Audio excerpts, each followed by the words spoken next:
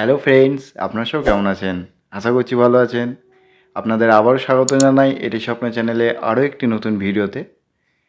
তো আজকের টপিকটা হচ্ছে যে আপনাদের আনার বা বেদানা বা ডালিম যেটাই বলুন না কেন, সেই ছোট্ট গাছের ওপরে একটু ছোট্ট ভিডিও। আপনাদের সামনে যে গাছটি আছে একটি ছোট্ট গাছ, এটা 1.5 ফুটের একটা গাছ, 1.5 থেকে 2 ফিট হবে। দেখুন সেই গাছে কি পরিমাণে ফলন এসছে আর কি পরিমাণে ফুল এসছে। দেখুন প্রত্যেকটি ডালের ডগায় ডগায় ফুল এসেছে।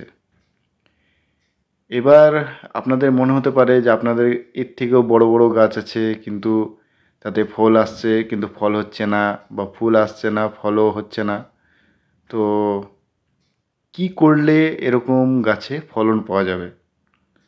আপনাদের সামনেই দেখুন ভিডিওটি তুলে ধরা হচ্ছে আমার ছাদ বাগানে জাস্ট ছোট্ট একটি গাছে আপনার কী পরিমাণে ফুল ও ফল এসছে, এবং ফুলগুলো আবার ফলে কনভার্ট হচ্ছে। তো আপনাদের বেশি সময় নেব না, অল্পক্ষণের মধ্যে আপনাদের পুরো জিনিসটা জানানোর চেষ্টা করব। আপনাদের প্রথমে যেটা করতে হবে সেটা হচ্ছে আপনাদের কোনো বিশ্বস্ত নার্সারি থেকে একটি সঠিক জাত এবং ভালো জাতের আনার বা বেদানা বা ডালিম যাই বলুন না কেন, সেই গাছ আপনাদেরকে সংগ্রহ করতে হবে।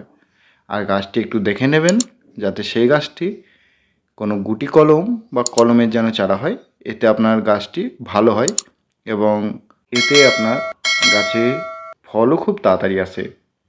এবং গাছটি নির্বাচন করা হয়ে গেলে তারপরে আপনারা গাছটিকে আপনার ছাদ বাগানে হোক বা টবে হোক বা আপনার নিজের বাগান বাড়িতে হোক সেটিকে রোপণ করবেন। এবার বলে দিই আপনাদেরকে, এই সংক্ষেপে একটু বলে দিই রোপণ কিভাবে করবেন।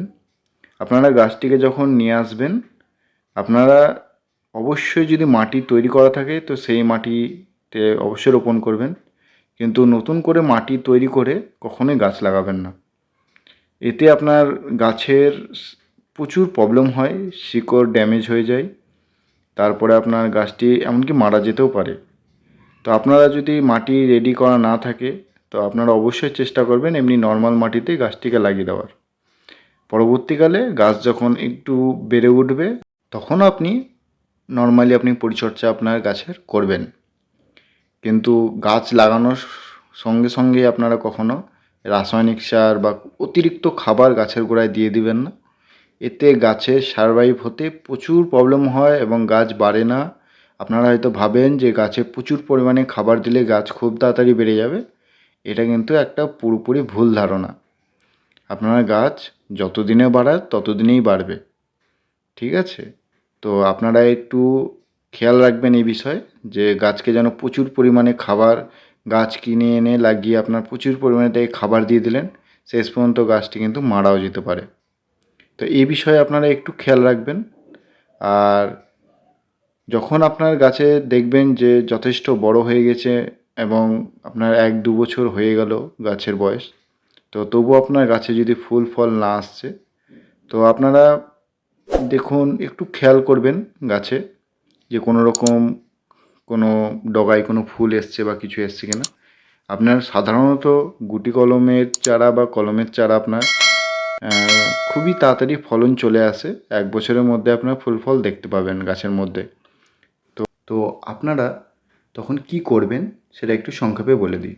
প্রথম যখন আপনাদের গাছে ফুল দেখতে পাবেন তখন আপনারা একটি অল্প পরিমাণে মাইক্রোনিউট্রিয়েন্টস নিয়ে আর হালকা পরিমাণে ফাঙ্গিসাইড দিয়ে একটি সলিউশন রেডি করে সেই সলিউশন দিয়ে পুরো গাছটিকে ভালো করে স্প্রে করে দেবেন। এতে আপনার ফুল ঝরা রোধ হবে এবং ফাঙ্গাসের অ্যাটাক থেকে ফল ফুল দুটোই বেঁচে থাকবে। আর যখন আপনার এটা স্প্রে করা হয়ে গেল, তো আপনাদের অবশ্যই মনে রাখতে হবে যে এই গাছের ফুল আসে বর্ষার সময় এবং বসন্তের শেষ শুরুর দিকে এবং শীতের সময়। তো আপনাদের যখন গাছে ফুল আসবে তখন আপনাদের আরও একটি গুরুত্বপূর্ণ কাজ করতে হবে, সেটি হচ্ছে গাছটিকে ভালোভাবে একটু খাবার প্রদান করতে হবে। এবার আপনাদের মনে কোশ্চেন আসতেই পারে যে কী খাবার দেব বা কী খাবার দিলে ভালো হয়। আপনারা তখন ওপরকার মাটিটি ভালো করে একটু খুশকিয়ে নিয়ে বা আলগা করে নিয়ে অল্প পরিমাণে আপনার ভার্মিকম্পোস্ট বা গোবর সার নিয়ে নেবেন এবং তার সাথে 1 চামচ 0050 পটাশ অ্যাড করবেন এবং হাফ চামচ মতো বোরন তার মধ্যে অ্যাড করে দেবেন। দিয়ে আপনি ওটাকে ভালো করে মিক্স করে গাছের গোড়ার চারপাশে আপনি ভালো করে ওটাকে মিক্স করে দিয়ে দেবেন এবং তারপরে ভালোভাবে জল দিয়ে দেবেন। বাস আপনার একটা কাজ হয়ে গেল। এবং আরও একটি কাজ তার সাথে করতে হবে। প্রত্যেক 15 দিন অন্তর অন্তর 15 দিন 20 দিন অন্তর গাছে অবশ্যই লিকুইড ফার্টিলাইজার হিসেবে আপনার খোল পচা জল দিতে হবে। এতে আপনার গাছের যেমন বৃদ্ধি হবে, তার মধ্যে ফল ধরে রাখা এবং ফলেরও বৃদ্ধি করতে সহায়তা করবে।